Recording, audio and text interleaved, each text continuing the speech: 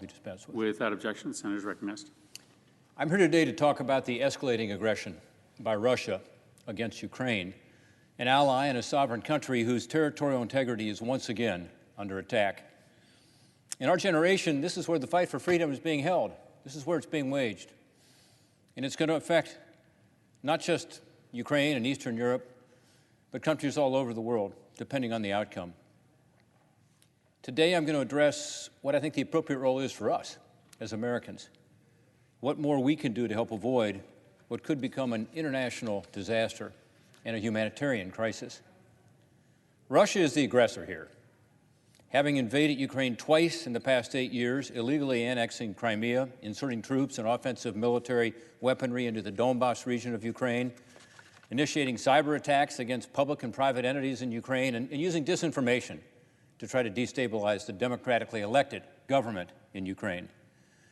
Now they've gone further by amassing more than 100,000 troops under the command of 100 tactical groups on Russia's Ukrainian border.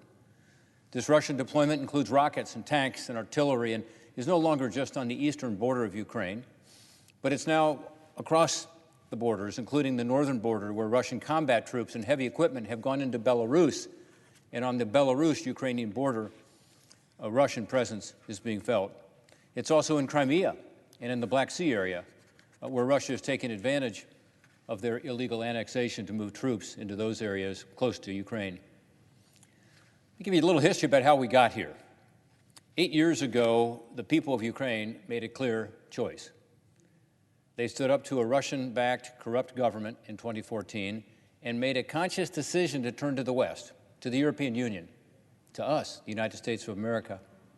I was in Ukraine in 2014, shortly after what is called the Euromaidan, also the Revolution of Dignity. The barricades were still there, and in the center of town, the Maidan in Kyiv was occupied still by Ukrainian patriots, insisting that Ukraine chart its own course. The Ukrainian people had rejected authoritarianism and instead embraced freedom, embraced democracy, freedom of speech, freedom to gather, freedom for the respect of law, respect for the judicial institutions in the country, and free markets. Now, have they stumbled along the way sometimes with regard to reforms, including of the judicial system? Yes, of course. Most fledgling democracies do, all of them do. But they've made tremendous progress. And they're on their way toward becoming what they wanted to become at the time, 8 years ago, when, again, this Revolution of Dignity was called the Euromaidan, more like a Western European or Eastern European country that's part of the EU. Despite Russia's unrelenting efforts to destabilize Ukraine over the past 8 years, the people of Ukraine have remained committed to this independent, sovereign, and democratic principle, that vision. And Ukrainians today are actually increasingly patriotic and opposed to the Russian efforts to destabilize their country. According to polling data, this sentiment is especially true among young people, which makes sense because they've tasted the fruits of freedom, free enterprise, the ability to express themselves, the ability to connect with the rest of the free world. They don't want state control. They don't want repression. They don't want fear. Instead, they want liberty and prosperity. Moscow and Russia would have the world believe that somehow this massive, unwarranted Russian buildup is about trying to shore up its border against threats from Ukraine and from NATO, the North Atlantic Treaty Organization. Nothing could be further from the truth, of course. This is patently false. Ukraine's military posture has always been defensive. And unlike Russia, Ukraine has upheld its commitments under the Minsk agreements, which were designed to ensure a ceasefire in the Donbas region, the eastern part of Ukraine. NATO, of course, is defensive. It's not an offensive group and is no threat to Russian territorial integrity. My hope is that Congress can come together this week, Republicans, Democrats, Senate, and House, and issue a strong message to the people of Ukraine that we stand with them in their fight for freedom, to Russia that if they choose to invade, the armed conflict will carry a heavy cost, and the sanctions that would result from that would be devastating, and then to the world that the U.S. stands with its allies, not just in Eastern Europe, but throughout the freedom-loving countries of the world. I'm hoping Congress will pass an extensive sanctions package, including increased security funding for Ukraine, more resources for cybersecurity, and funding for the Global Engagement Center at the U.S. State Department to help push back on Russian disinformation. I want to say a word about our allies. In many respects, I believe that what Vladimir Putin has done by these aggressive actions we talked about is to strengthen the transatlantic alliance, including those countries that are part of NATO, but well beyond that, and countries in other parts of the world that understand that this is about the cause of freedom. So many have stepped up. Denmark is providing F-16 jets to nearby Lithuania. Spain is sending ships to join a NATO fleet. France is getting ready to send troops to Romania, they say. The United Kingdom has sent anti-tank weapons directly to Kyiv and supported Ukraine in so many ways. When I was in Ukraine recently, I was there to see a cargo plane unload anti-tank weapons from the UK to Ukraine. And recently, the United States has not just increased our military assistance to Ukraine to help it defend itself, but also we have placed 8,500 of our troops on heightened alert to go to be with our NATO allies in the region in Eastern Europe. They, of course, welcome that. Ukraine, by the way, has never asked for U.S. troops or NATO troops to defend Ukraine. They have asked for help to be able to defend themselves. And that's an important distinction.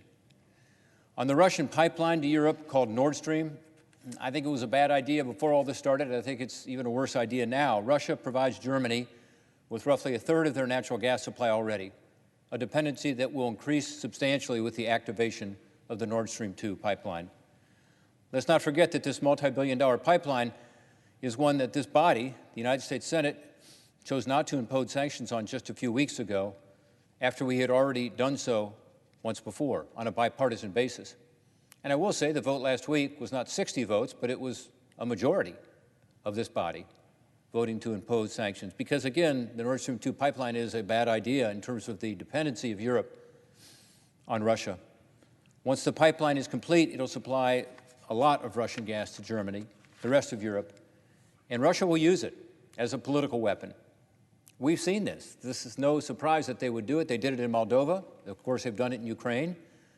Even today, German prices are being affected by what Russia decides is appropriate. Germany has told us privately that they are willing to shut down the pipeline if Russia invades Ukraine. But they should say so publicly and clearly. I'm also concerned about Germany's resistance to approving arms sales to Ukraine. Again, Ukraine just wants the help to be able to defend itself.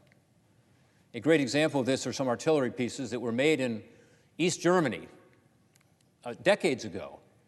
Those artillery pieces, those howitzers, are now in the hands of the Estonians. The Estonians want to provide these weapons to the Ukrainians. The Ukrainians want them, even though they're older howitzers, they need them, need the artillery. And yet, because they were made in Germany, in East Germany, decades ago, under the licensing agreement, Germany has to approve Estonia sending Ukraine these weapons they so desperately need. That approval has not been forthcoming. To me, this is outrageous that Ukraine is not receiving the weapons it needs because another country, part of the NATO alliance, is saying that they are not going to approve the transfer. I hope that will change. I hope very soon we'll see that transfer approved. Germany, by the way, might say that, as I've heard from some, and I've had conversations about this with them, that they don't like to send weapons into hotspots. Well, they're certainly happy to send weapons into the Middle East. In fact, last year, as I understand it, was their largest year ever of exports of military weapons made in Germany to other countries, including to countries like Egypt, as an example. So we need to be sure that we're doing all we can to avoid Russia making this terrible mistake. And a big part of this should be all the countries in the region, certainly our NATO allies, standing up and providing military assistance to Ukraine and making clear that if something happens, that the consequences will be devastating because of sanctions.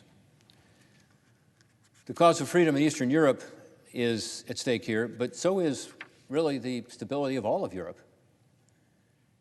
The Ukrainian officials themselves have talked about this. The Foreign Minister Kuleba, who I met with recently in Ukraine, stated that Germany is taking a stance that, and I quote, does not correspond with the level of our relations and the current security situation, end quote. I agree. People listening may be wondering, why should the United States get engaged here? And why is this senator from Ohio passionate about this? Well, first, in Ohio, we have a lot of Ukrainians I've gotten to know over the years. And it's not just about the Ukrainian Americans in Ohio, it's about people from all over that part of the world. Central Europe, Eastern Europe, certainly the Baltics, Lithuania, Latvia. The people who I talk to tell me that this is, again, a seminal moment, not just in the history of Ukraine, but in the history of our world. Because, again, it is the fight for freedom being played out right before our eyes. These nationality groups, including, of course, the Ukrainian Americans, are deeply concerned that this continued aggression unchecked will lead to other countries, including the Baltics, including Poland and others, being subject to the same kind of pressure from Russia. But it's also because I believe what happens in Ukraine does affect the cause of freedom more broadly. Countries all over the world are watching. Authoritarian countries are watching. Democratically elected countries are watching. And they're wondering, in the 21st century, are we going to allow something like this to occur? That one country looks to another and says, I want that country, so I'm going to invade and take that land. Again, until we had the invasion of Crimea only 8 years ago, this hadn't happened in almost 80 years since World War II on the continent of Europe. Well, this is something that countries are watching to get a message, to see whether the United States is going to continue to be the country that joins with others, including our NATO alliance, but a much broader group of freedom-loving countries, to stand up for the cause of freedom and to stand up for the right of a sovereign country to be able to protect its own borders. I recently joined a bipartisan delegation led by me and my good friend, Senator Jeanne Shaheen. Senator Murphy, who was on the floor tonight, was also with us. We personally met with President Zelensky. We also met with 4 or 5 other cabinet officials, including the Secretary of Defense. We talked about the U.S. commitment to provide military assistance to ensure Ukraine can defend itself and deter the threat. And if you talk to these individuals, and you talk to the military officials we talked to, and the commanders, and I've also been to the line of contact where this hot war is going on with Russia even today in the Donbas region. I've been there, I've talked to the troops. You will see that there is a commitment, a strong commitment by the Ukrainians to defend themselves. They get it, that this is a critical time in their history. We tried to send a clear message on a bipartisan basis. I believe we did. I believe that this time, unlike 2014, when frankly Ukraine and the world wasn't ready, that the situation is very different. The military is prepared. The people of Ukraine have a strong sense of nationalism and a deep patriotism, and they will fight. And this will be a bloody conflict that we all want to avoid. The other thing I will say about Ukraine is they're our friends. They're our allies. They share our values. When the United States was looking for help in Iraq and Afghanistan, some NATO partners came through, but so did Ukraine. Ukrainian troops were shoulder to shoulder with American troops during some very tough situations in those countries. These are our friends. This is a country that is allied with us because they believe that that is the best future for the Ukrainian people. It's time for us to stand with them in response to this unwarranted and unprovoked Russian aggression. My hope is that Congress will act on a bipartisan and bicameral basis, House and Senate, Republicans and Democrats, and send a strong message to Russia that would avoid a bloody conflict, deter them from taking the actions that they're contemplating and making a terrible mistake, but also that we would send a strong message to the people of Ukraine to give them strength during this time. And finally, a message to the global community that the lamp of freedom will not be extinguished. I yield back my time.